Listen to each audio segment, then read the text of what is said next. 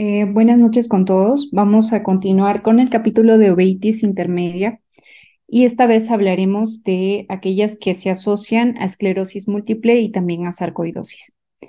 Entonces, la esclerosis múltiple es una enfermedad o es la enfermedad inflamatoria, desmielinizante y neurodegenerativa crónica que afecta al sistema nervioso central. Es la más común en adultos jóvenes. Como menciono aquí, principalmente afecta a la mielina y también a los axones neuronales, ocasionando una discapacidad neurológica importante. De hecho, se considera la principal causa de discapacidad neurológica en la gente joven. Vamos a ver que en el mundo 2.5 millones de personas van a tener esta enfermedad, siendo las más frecuentemente afectadas las mujeres, y la edad de presentación suele ser entre los 15 y los 40 años. Sin embargo, vamos a ver un grupo importante, nada despreciable, un porcentaje nada despreciable de pacientes con esclerosis múltiple que van a desarrollar la enfermedad antes de los 18 años de edad. Esto es muy importante porque la mayoría de los cuadros de uveitis intermedia de causa desconocida, entre comillas, que vemos en el servicio son niños y son adolescentes. Entonces, es muy importante que siempre busquemos signos o síntomas neurológicos que nos puedan orientar hacia esta enfermedad. Vamos a ver que en México, por cada 100.000 personas, entre 11 a 20 van a tener esclerosis múltiple. En relación al compromiso oftalmológico, la lesión ocular más común de la esclerosis es la neuritis óptica.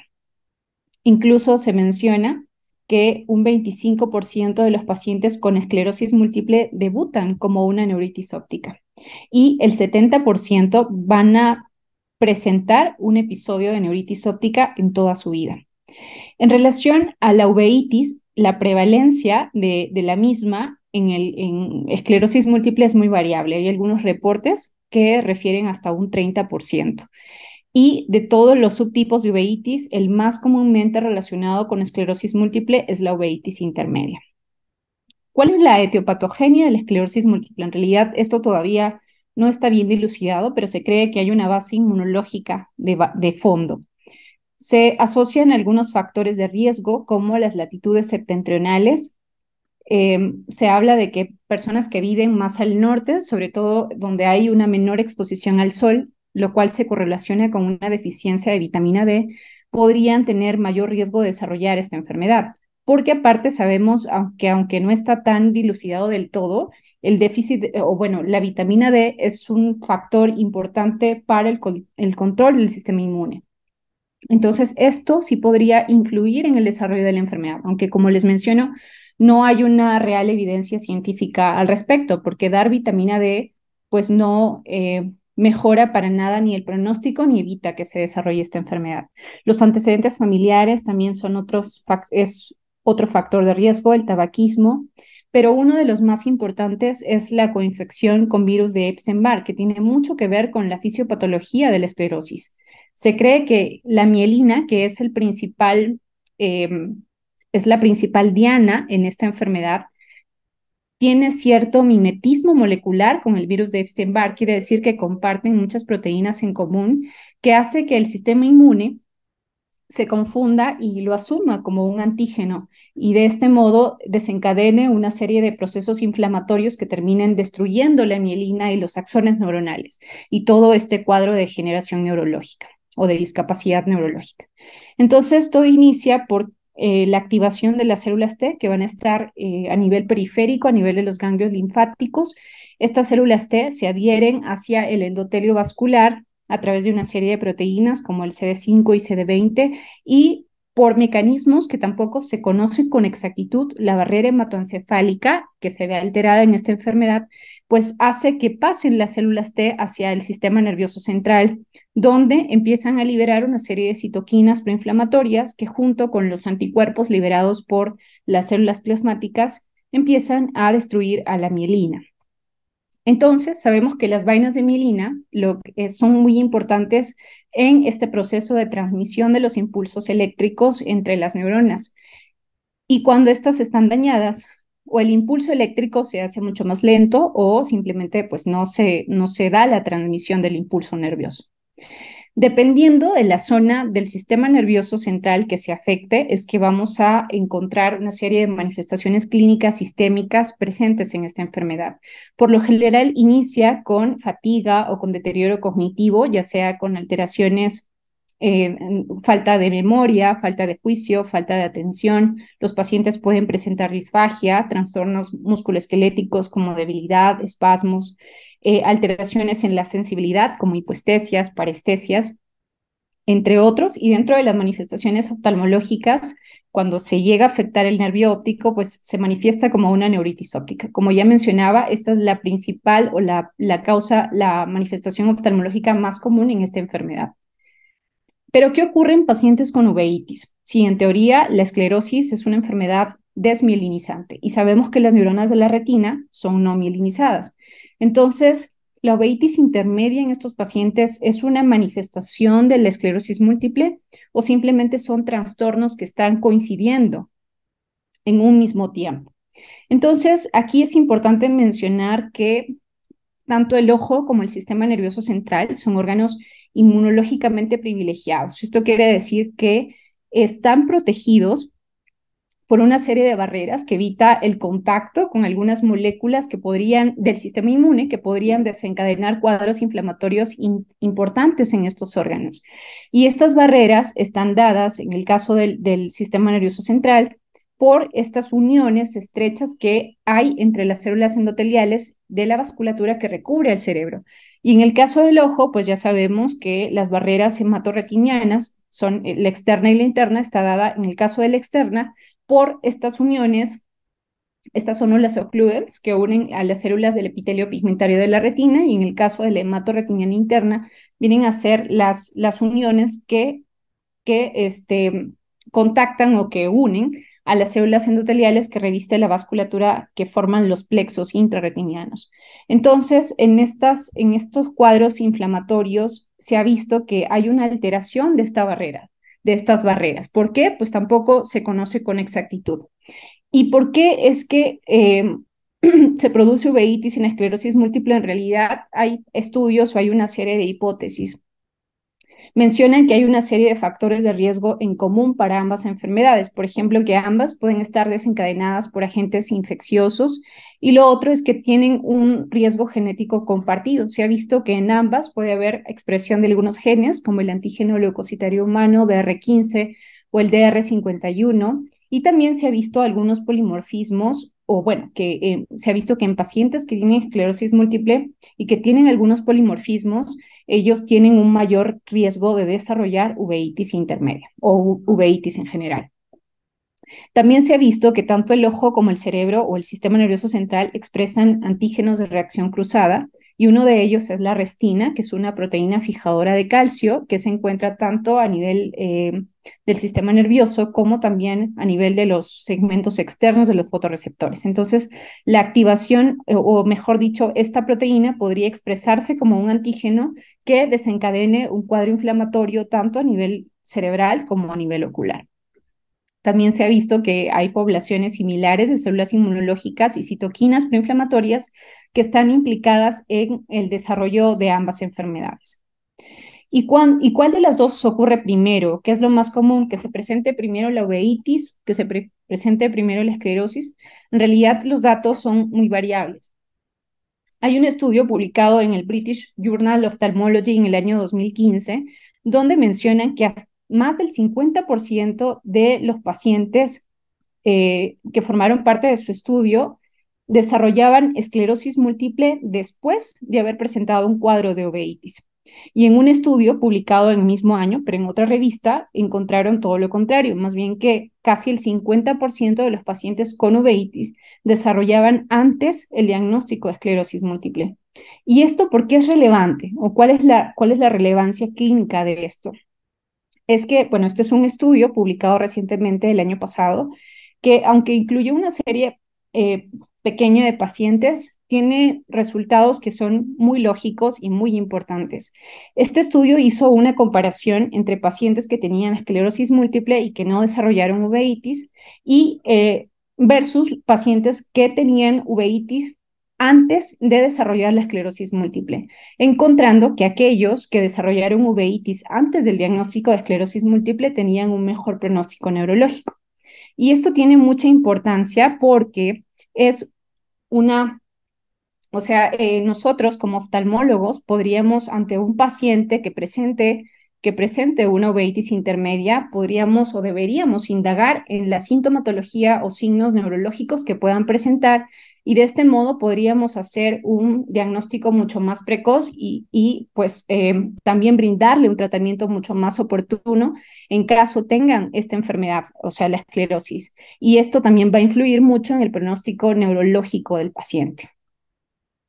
En relación a las características clínicas, vamos a ver que la uveitis intermedia asociada a esta enfermedad no difiere mucho de la parsplanitis o de la uveitis intermedia bilateral idiopática. O sea, básicamente es lo mismo. Tal vez lo que más predomina aquí es la periflebitis.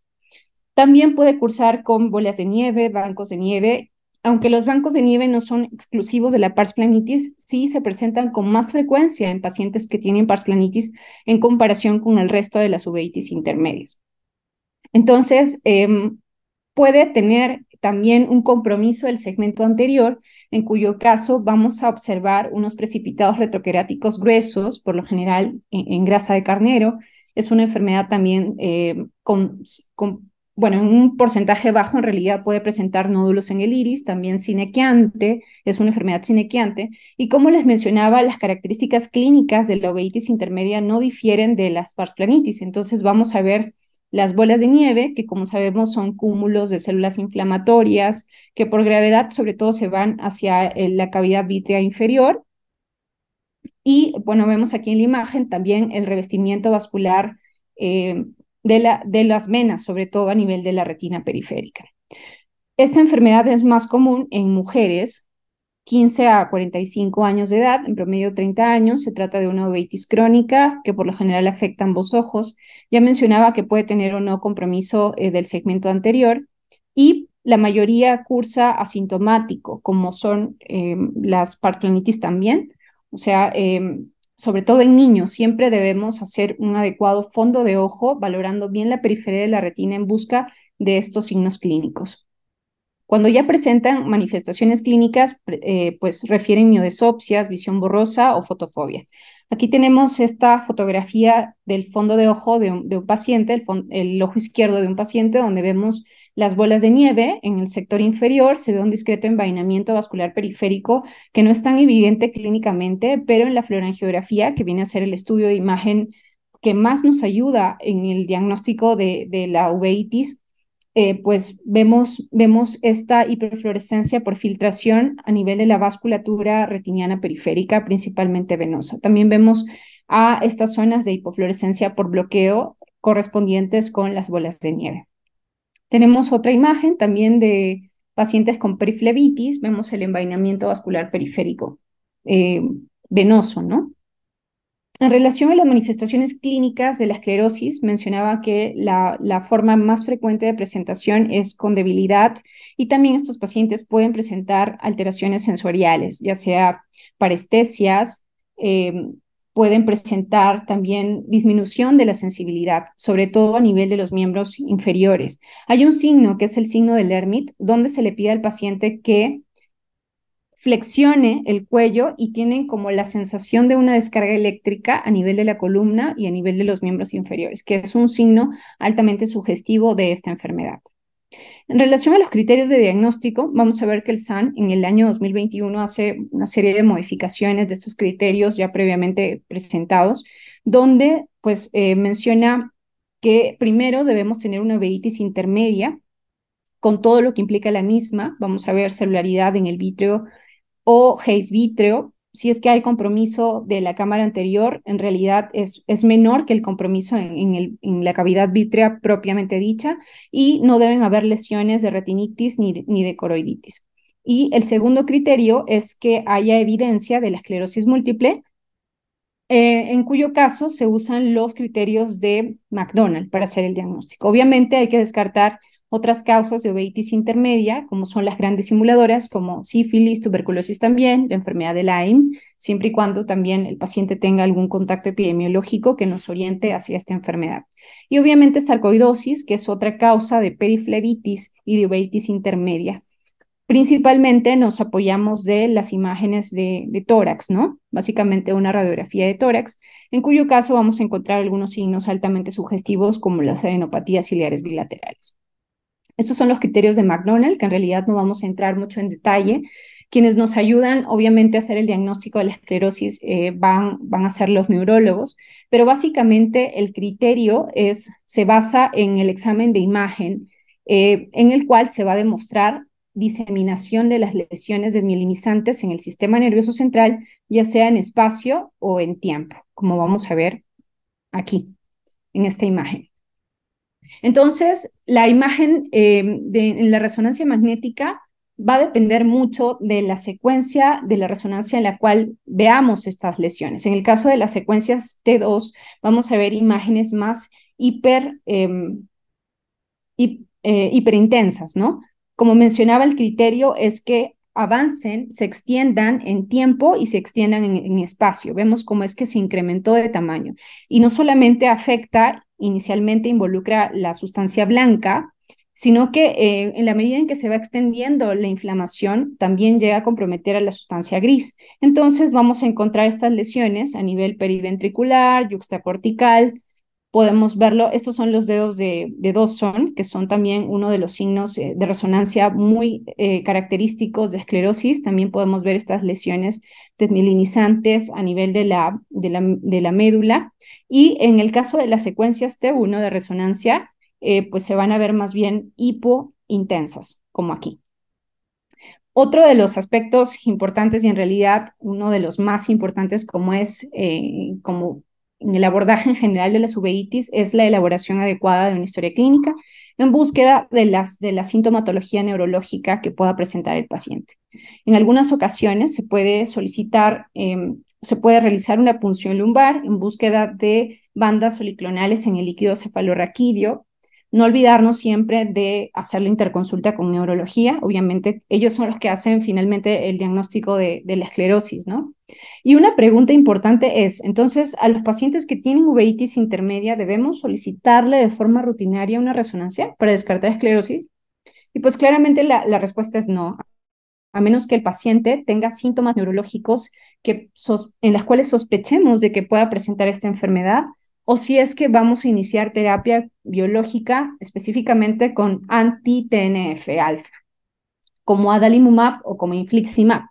Y esto es muy importante porque en algunos pacientes que tienen uveitis intermedia, que se les ha llegado a dar anti-TNF y que posteriormente han desarrollado esclerosis múltiple, en realidad no se sabe si es que la esclerosis la desarrollaron como parte del mismo espectro de la enfermedad de la uveitis intermedia o como resultado de los anti-TNF, porque se ha visto que estos medicamentos podrían precipitar o podrían empeorar el cuadro de desmielinización. Entonces, en realidad, siempre que vayamos a iniciar estos medicamentos en pacientes con uveitis en general, sobre todo uveitis intermedia, sí deberíamos solicitar una resonancia en búsqueda de estas lesiones desmielinizantes sospechosas de esclerosis múltiple.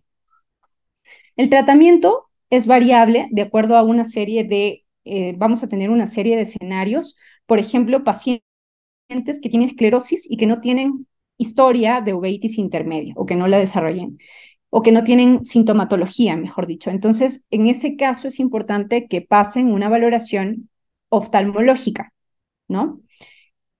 Puede ocurrir al revés, pacientes que tienen uveitis intermedia y que no tienen esclerosis múltiple, entonces hay que hacer una valoración neurológica o si es que vamos a iniciar anti-TNF, como ya les había mencionado, hay que solicitar una resonancia magnética cerebral. Y tenemos otros dos escenarios, pacientes que tienen esclerosis múltiple y que después desarrollan uveitis intermedia, en cuyo caso habría que ver cuál es el medicamento que el paciente está usando para tratar la esclerosis. Si es un medicamento que ayuda a mejorar ambas enfermedades o a tratar ambas enfermedades, pues podemos continuar con ese medicamento y podemos apoyarnos de terapias locales con esteroides, ya sean paraoculares de esteroides o podríamos considerar un esteroide de liberación prolongada intravítreo como el Osurdex, ¿no? Y tenemos otro escenario que es todo lo contrario, pacientes que tienen uveitis intermedia y que después desarrollan esclerosis múltiple.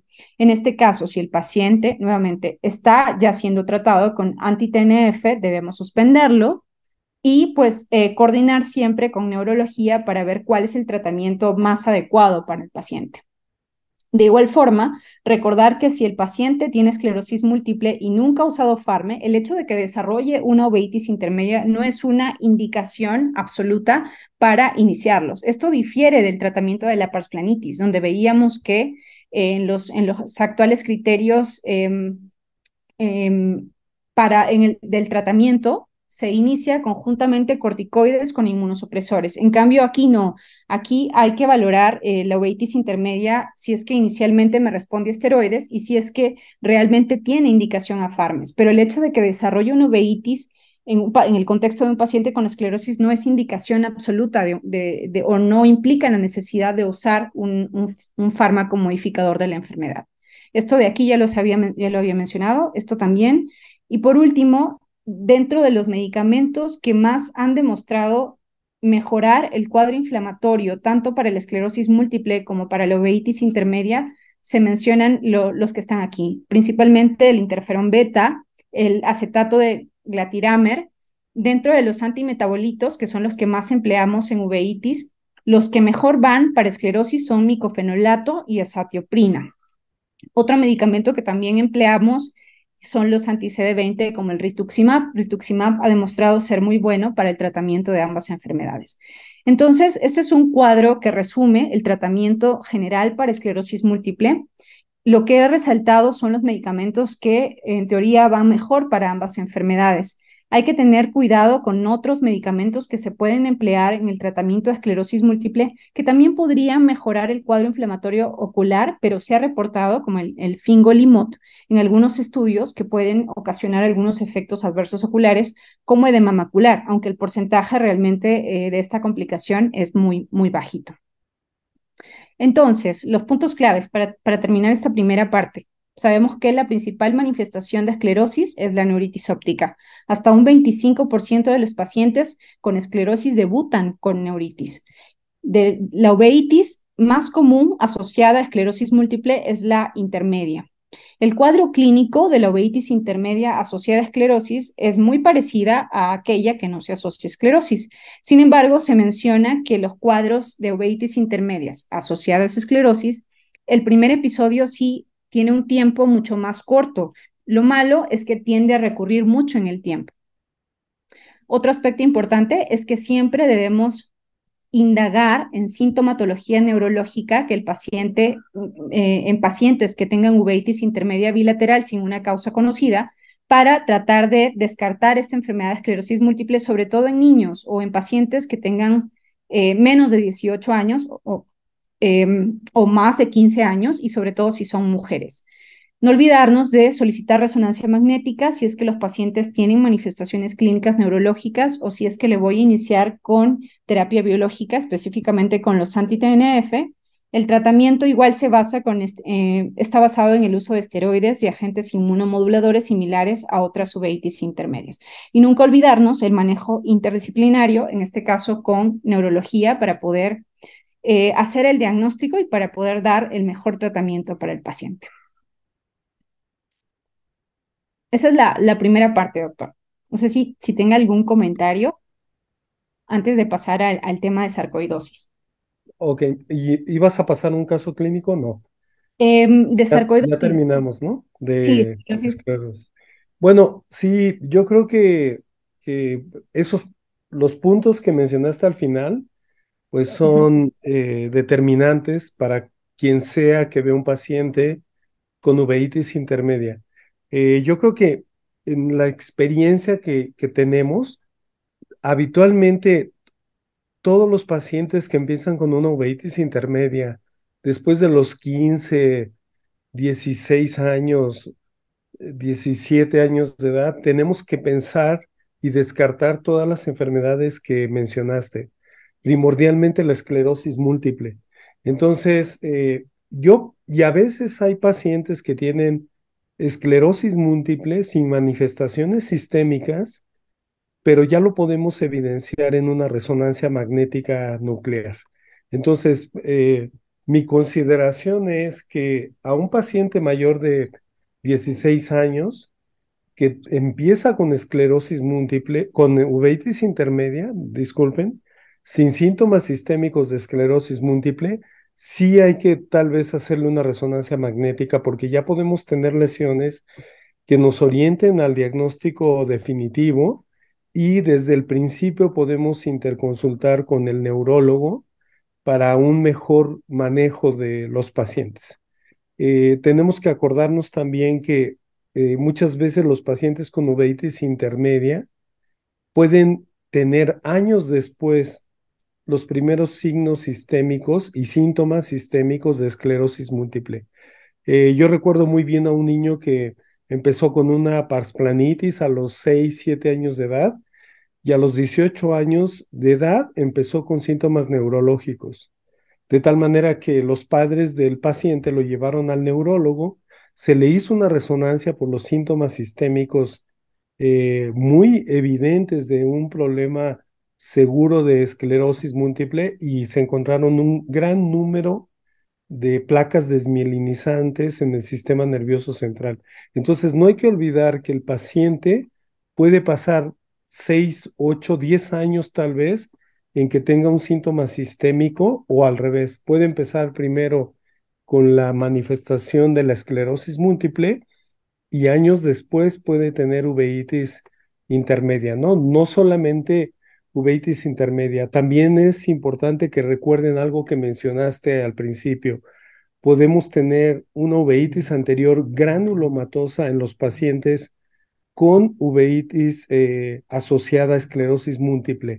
Entonces, nunca debemos olvidarla para hacer un diagnóstico dirigido y, por supuesto, interrogando los síntomas neurológicos. Entonces, creo que hay que ser un poquito más insistentes en el diagnóstico de la esclerosis múltiple y fijarnos muy bien, interrogar muy bien al paciente con una uveitis intermedia inicial sin ningún síntoma que nos oriente. Probablemente si sospechan altamente de que tenga signos o síntomas de esclerosis, referirlo al neurólogo y que el neurólogo nos apoye con un interrogatorio y una exploración más dirigida para Ujú. sospechar y diagnosticar la esclerosis.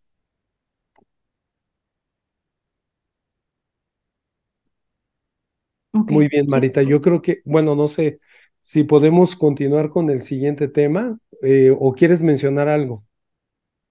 No, sí, sí, sí estoy de acuerdo, doctor. Es muy interesante lo que menciona de que no siempre manifiestan o presentan manifestaciones sistémicas de esclerosis. Entonces, en ese caso, pues sí es muy importante realizar la resonancia, sobre todo niños que tienen mayor riesgo, ¿no? Niños mayores de 15 años Ajá, con exacto. uveitis intermedia. Ujú.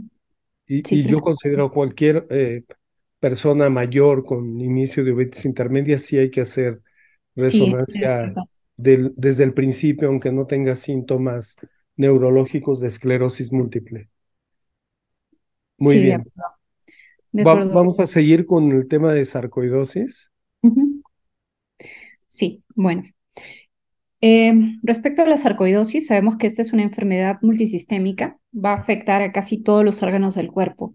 Es de tipo granulomatosa y en relación a los órganos que más comúnmente se involucran en esta enfermedad, en primer lugar tenemos a los pulmones. Hay algunas literaturas que mencionan casi un compromiso en el 100% de los pacientes, un compromiso pulmonar en casi el 100% de los pacientes con sarcoidosis. También se puede afectar la piel con una gran variedad de manifestaciones dermatológicas, como vamos a ver también. Y el ojo es un órgano que no es para nada despreciable el porcentaje de pacientes que van a tener compromiso oftalmológico, pacientes con sarcoidosis que van a desarrollar compromiso oftalmológico, pudiendo llegar hasta un 25%. Vamos a ver que es una enfermedad de distribución mundial. los afroamericanos que tienen sarcoidosis tienen mayor riesgo de desarrollar uveitis. La edad de presentación es bimodal. En el caso de la forma aguda, suele ser entre los 20 y los 30 años y la forma crónica entre los 50 y 60. En el caso de los niños es muy raro encontrar sarcoidosis y lo más común es que afecte a las mujeres. La etiología es desconocida, al igual que en esclerosis. Se cree que hay una base inmunológica de fondo. Se cree también que son pacientes genéticamente susceptibles que ante la presencia de algunos factores ambientales que se comportan como gatillantes, puedan desencadenar todo un proceso inflamatorio sistémico que ocasiona finalmente la formación de granulomas, que es lo más característico de esta enfermedad. Entonces, el que inicia todo el proceso inflamatorio es el macrófago, los macrófagos que se van a activar ante la presencia de estos antígenos que tampoco se conoce con exactitud cuáles son, pero podrían ser agentes infecciosos como virus, como bacterias y hongos, o algunas partículas orgánicas del ambiente o pesticidas. Entonces, esto hace que los macrófagos activen también a las células T y se empiece a liberar una serie de agentes proinflamatorios que causan la infiltración de linfocitos T auxiliares, como los TH1 y TH2, que producen o empiezan a liberar más citoquinas proinflamatorias que finalmente conllevan a la formación de granulomas en el órgano afectado. Mencionaba que el órgano que más se compromete en esta enfermedad son los pulmones, por lo cual se cree que los antígenos pueden ser intrínsecos del pulmón o pueden ingresar a través de la vía respiratoria, ¿no? Se pueden inhalar. Las características clínicas sistémicas principalmente involucran los pulmones, siendo lo más común en forma de adenopatías ciliares bilaterales, que lo podemos ver en una imagen, en una radiología de tórax, en una radiografía de tórax.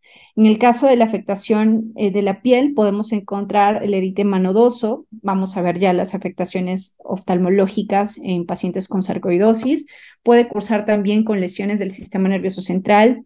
En la piel también se pueden presentar una serie de nódulos, pero lo más importante del diagnóstico o lo que es mandatorio y definitivo es la presencia de granulomas no calcificantes en el órgano que va a estar afectado.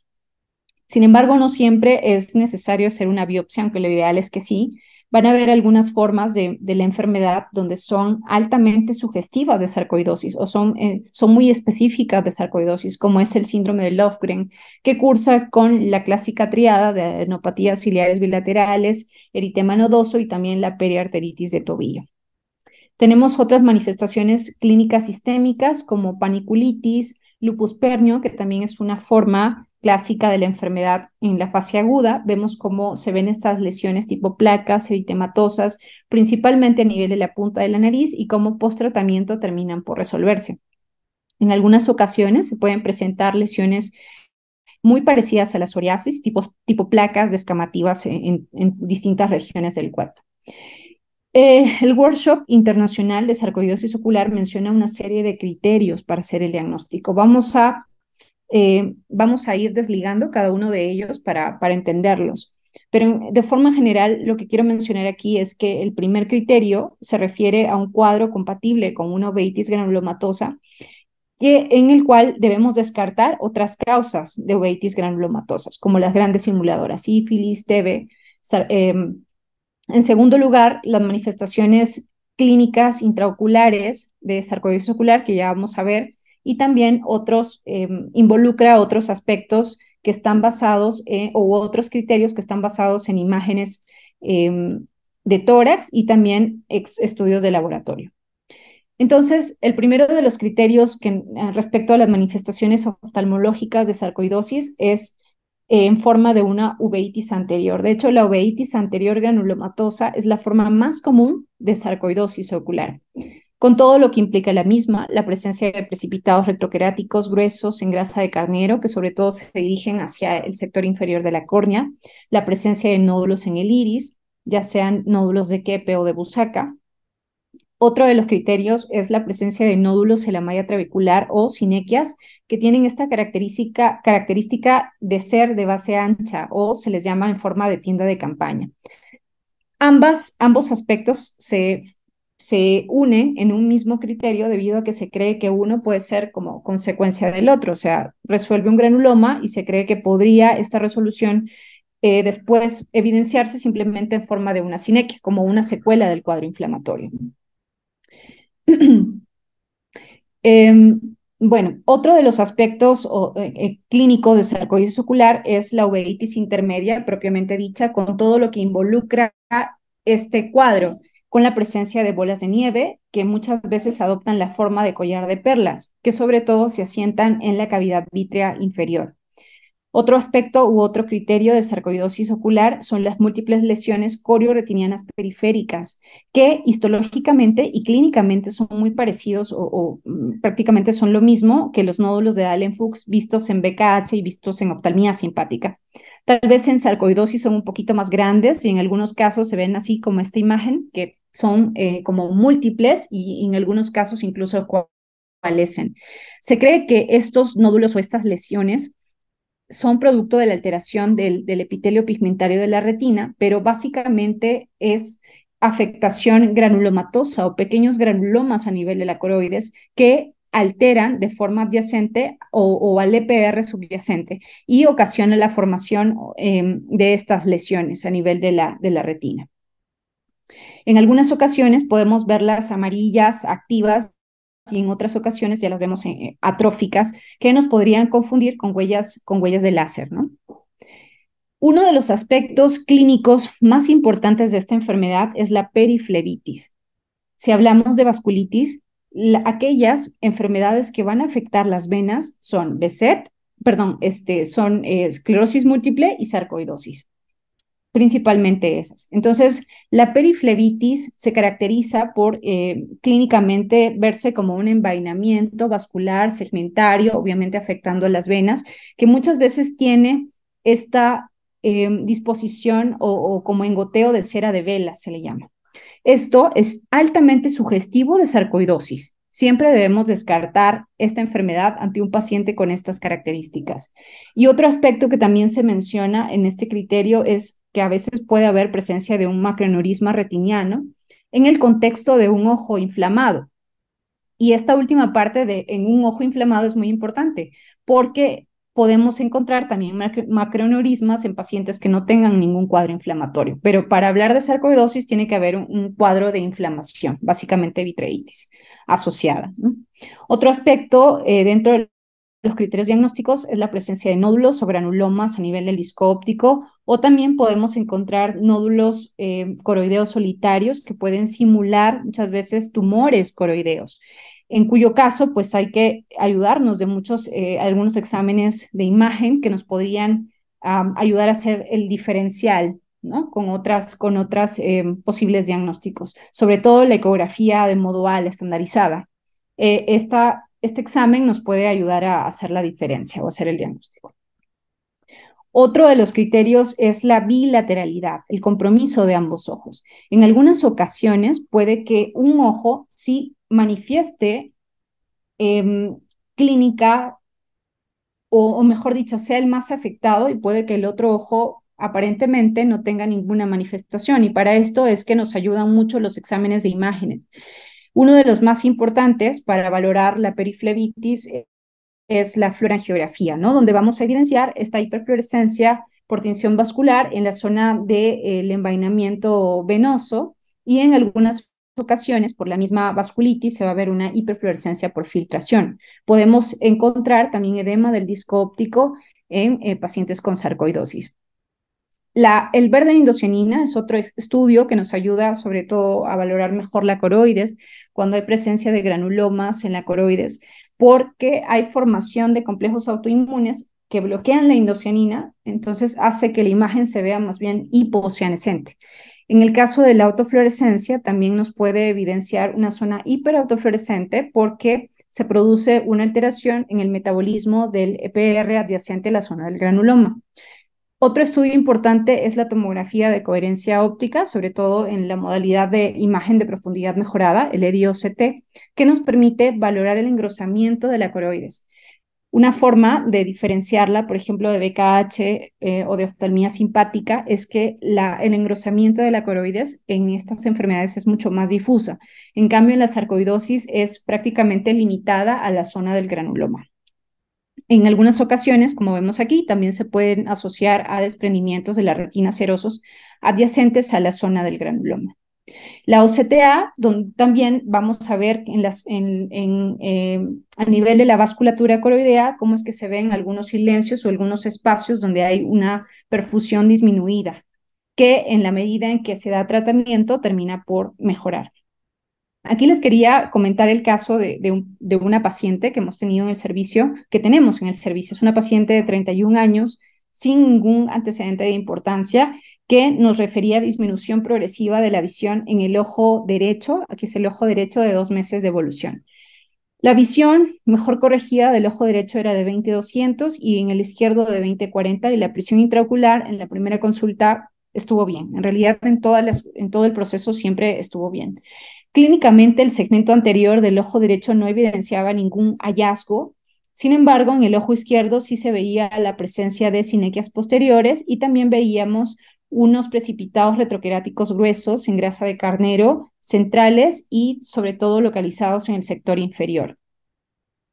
No tengo imágenes en optos del fondo de ojo, pero sí tengo imágenes de la fluorangiografía, donde se evidenciaba en el caso del ojo derecho, un edema del disco óptico, que mediante la fluorangio se veía como una hiperfluorescencia del mismo. También tenía unos cuadros de vasculitis importante, veíamos una hiperfluorescencia por filtración perivascular importante, veíamos que ya se empezaban a formar algunas lesiones hiperfluorescentes foveales que nos hablaban de que ya se estaba evidenciando un edema macular cistoide, que también nos hablaba de que se trataba de un cuadro inflamatorio crónico. Y algo importante y que también pues olvidaba mencionar y que es muy importante es que la vasculitis que ocasiona sarcoidosis es periflebitis y es oclusiva. Incluso en algunas ocasiones se puede confundir como oclusiones de rama venosas. Entonces, como tenía nuestra paciente, justo vemos aquí una zona de hipoperfusión de la retina importante, que finalmente requirió láser. Estaba esta zona de hipoperfusión casi en toda la zona temporal de la retina. Y en el caso del ojo izquierdo, que aparentemente no tenía clínica evidente, de hecho, él sí mencionaba miodesopsias en el ojo izquierdo, vemos cómo es que también presentaba edema del disco óptico evidenciado por hiperfluorescencia por filtración. Vemos también una hiperfluorescencia por filtración en la vasculatura venosa con una vasculitis oclusiva en la zona de la retina periférica importante, ¿no? Casi toda la retina estaba afectada.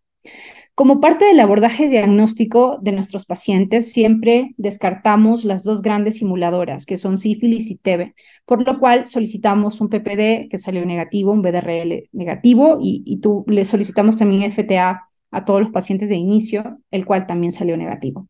La biometría hemática era normal, la bioquímica sanguínea era normal, y pues también decidimos solicitar una radiografía de tórax, en la cual se evidenciaban ya este patrón reticular difuso que no nos terminaba por convencer de que realmente se trataba de una sarcoidosis, ¿no? Como presentaba un cuadro de vasculitis retiniana, solicitamos también CANCA y PANCA para valorar la presencia de alguna vasculitis, las cuales fueron negativos, los ANAS pues fueron positivos, digamos.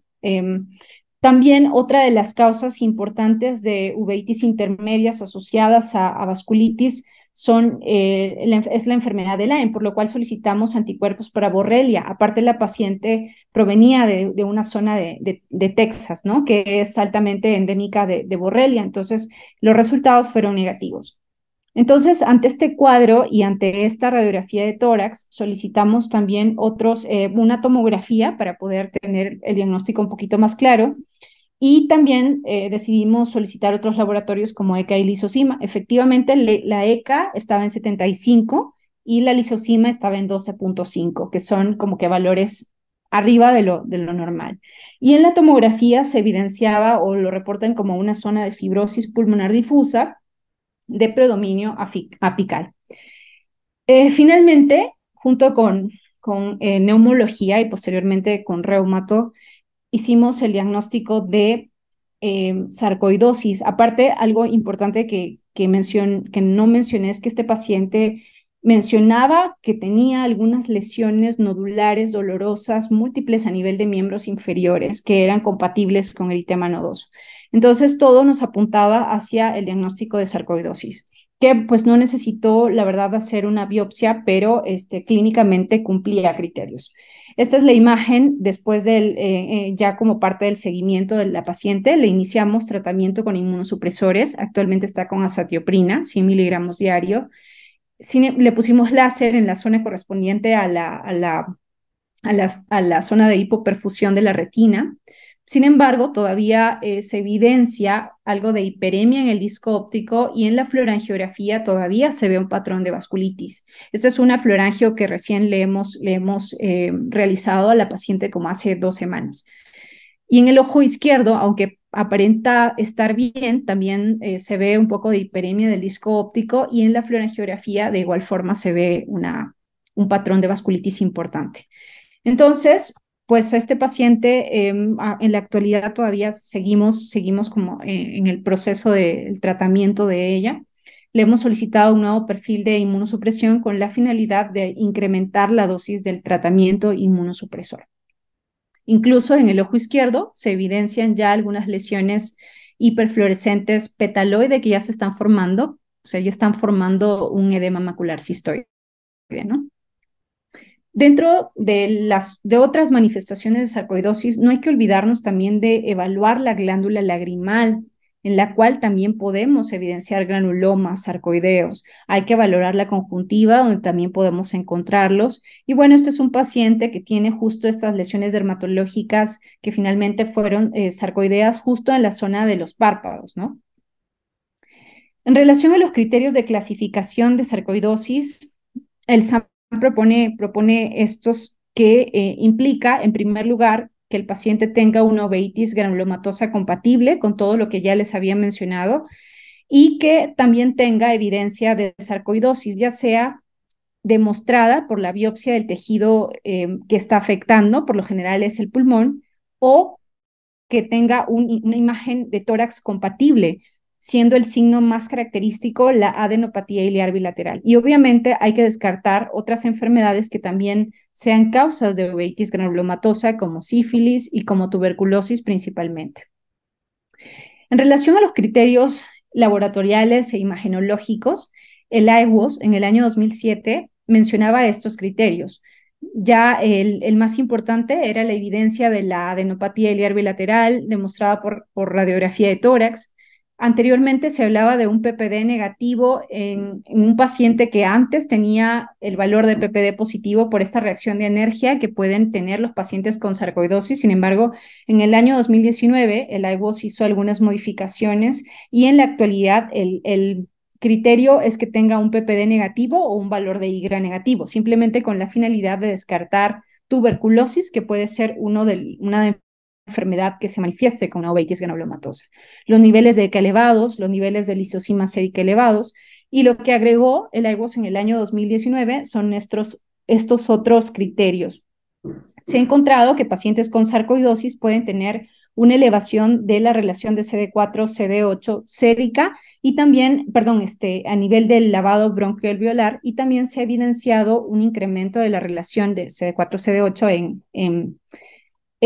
en el humor acuoso de los pacientes con uveitis por sarcoidosis. Sin embargo, no se realiza por lo general este examen porque es muy invasivo.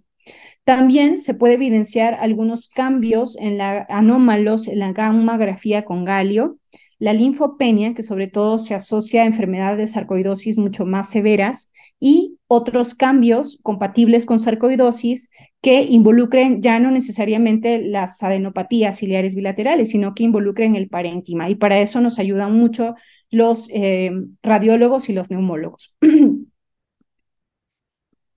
Sin embargo, hay algo importante que mencionar aquí, y es que estos valores o estos exámenes de laboratorio no tienen una sensibilidad y una especificidad muy alta. En realidad, la sensibilidad de tanto de la ECA, la lisozima y la linfopenia es muy, muy variable. El valor predictivo positivo de estos biomarcadores también es muy bajo. Incluso en el caso de la lisozima se ha visto que tiene un valor predictivo positivo de hasta un 12% únicamente. Por tanto, estos biomarcadores simplemente nos ayudan como parte del, como un soporte en el proceso diagnóstico, más no nos sirven como una prueba patognomónica, ni en positivo ni en negativo. Quiere decir que si son positivas, no me confirman obviamente la enfermedad, y si son negativas, no me la descartan.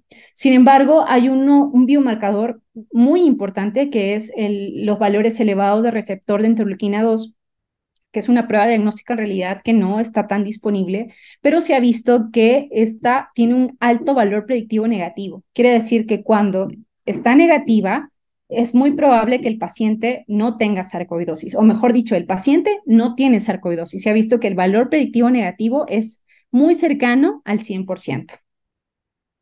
Ya les mencionaba la importancia de los hallazgos en en la radiografía de tórax, evidenciando las adenopatías ciliares bilaterales, que son características de esta enfermedad, pero en algunos casos, sobre todo si es que tenemos dudas respecto a estos hallazgos, podríamos solicitar otros estudios para que nos confirmen el diagnóstico, como la tomografía computarizada o como una tomografía por emisión de positrones. Entonces, ¿cómo es el abordaje de un paciente con sarcoidosis ocular? Si es que vemos un paciente con una uveitis granulomatosa con signos altamente sugestivos de sarcoidosis, hay que hacer pues lo de médicos, un examen físico completo, valorar, preguntar si es que tiene alguna clínica respiratoria o si es que presenta alguna lesión dermatológica o algo sistémico que también me oriente hacia esta enfermedad. Inicialmente solicitamos una biometría hemática, una bioquímica sanguínea, una radiografía de tórax y obviamente hay que descartar a las grandes simuladoras como son TB y sífilis. Si es que la radiografía de tórax nos sale sospechosa, podríamos solicitar ya ECA, lisozima, calcemia y calciuria, también se ha visto, aunque menos frecuentemente asociada a esta enfermedad, debido a que puede también haber cierta alteración en la función renal. Sin embargo, pues no es tan necesario solicitarlo, pero ante un paciente con una radiografía de tórax sugestiva, sí podríamos pedirlo. En caso de que haya disponibilidad del receptor de interleuquina 2, que es una prueba en realidad muy difícil, pues, pero si es que hay posibilidad, también podríamos solicitarlo. Y de acuerdo a eso, ya vamos a valorar el diagnóstico. Idealmente hay que hacer una biopsia del tejido que está afectado. Obviamente no le vamos a hacer una biopsia al ojo, pero si es que hay compromiso pulmonar, pues podríamos hacer una biopsia de pulmón. Sin embargo, en pacientes que tienen sarcoidosis ocular, se ha propuesto la biopsia de glándula salival, donde se ha visto que la sensibilidad y la especificidad para esta prueba es especialmente alta en pacientes que tienen niveles de ECA elevados y que tienen una radiología sugestiva. Aparte, como vemos, es un procedimiento menos invasivo que una biopsia de pulmón y que puede llevar a menos complicaciones, así que no estaría nada mal solicitarlo o realizarlo. El IWOS 2019 también hizo una modificación respecto a la definición de uveitis o sarcoidosis ocular definitiva, presunta y probable. En el caso de la definitiva es cuando hay una biopsia confirmatoria del granuloma no calcificante asociado a un cuadro de uveitis granulomatosa compatible. Presunta es cuando no tenemos un resultado de la biopsia, pero tenemos hallazgos en la radiografía o en la tomografía como una adenopatía iliar bilateral más 2 signos de uveitis compatible. Y en el caso de la sarcoidosis ocular primaria, probable, perdón, es cuando no tenemos biopsia ni adenopatías, pero tenemos 3 signos de uveitis más 2 signos sistémicos compatibles con sarcoidosis. En relación al tratamiento, realmente este no difiere mucho del resto del abordaje de las uveitis no infecciosas. El pilar del tratamiento son los corticoides. Incluso en algunos casos donde ya hay enfermedad severa, se puede considerar pasarle bolos de metilprednisolona al paciente. Y posteriormente a ello, empezar con dosis de prednisona de 0.5 a 1 miligramo kilo día. En algunos casos, los pacientes responden muy bien a los esteroides, ¿no? Y se controlan muy bien. Sin embargo, aquellos pacientes que desde el inicio requieren dosis altas, como los pulsos de corticoides, probablemente no tenga demasiada lógica esperar a usar los inmunosupresores, o sea, hay que usarlos de forma más precoz o desde el inicio en casos de enfermedad severa. Entonces, con lo que solemos iniciar es con los fármacos no biológicos. Los que han demostrado ser más eficaces en la sarcoidosis escolar son metotrexate y micofenolato de mofetilo. Pero también tenemos a la satioprina y la ciclosporina, que son otras opciones terapéuticas. Si es que vemos que el paciente no logra controlar el cuadro inflamatorio, podemos agregar una terapia biológica, principalmente los anti-TNF alfa, como el adalimumab. Finalmente, este es un cuadro que resume la terapéutica, el esquema de terapia, como ya lo había mencionado. Iniciamos con esteroides sistémicos. Si es que el paciente pues, no responde o responde parcialmente o necesita dosis altas de esteroides para controlar la inflamación, pasamos a un inmunomodulador, inicialmente no biológico, a la cabeza metotrexate o micofenolato, y si es que el paciente, o podemos iniciar el inmunomodulador desde el inicio del cuadro inflamatorio, si es que el paciente presenta un cuadro mucho más severo. Y si es que pues no responde, podríamos agregar terapia biológica, como ya lo había mencionado. No hay que olvidarnos de que en caso de que haya compromiso del segmento anterior, hay que prescribir esteroides tópicos, cicloplégicos también para reducir la formación de sinequias. Y en el caso de que los pacientes tengan o sean muy renuentes al tratamiento sistémico, podríamos considerar inyecciones intravítreas de esteroides como Osurdex, ¿no? Que son implantes de liberación prolongada de esteroide.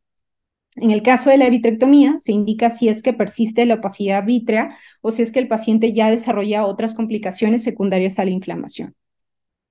Entonces, como puntos clave de la sarcoidosis, hay que recordar que esta es una enfermedad multisistémica que afecta principalmente a los pulmones, pero hasta en un 25% puede afectar los ojos. La uveitis puede ser una manifestación inicial de la sarcoidosis. El diagnóstico definitivo se basa en biopsia compatible con granuloma, pero no siempre es necesario. En la medida en que podamos hacerlo, hay que realizarlo.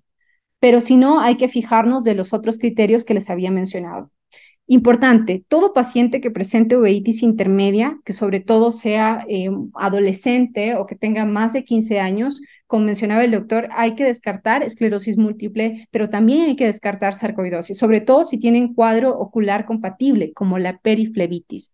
El tratamiento se basa en corticoides e inmunosupresores de forma similar a las demás uveitis no infecciosas, y si es que, como todas las enfermedades en general, si es que la tratamos a tiempo, podríamos tener un pronóstico visual mucho más favorable. Y pues eso sería todo respecto a sarcoidosis.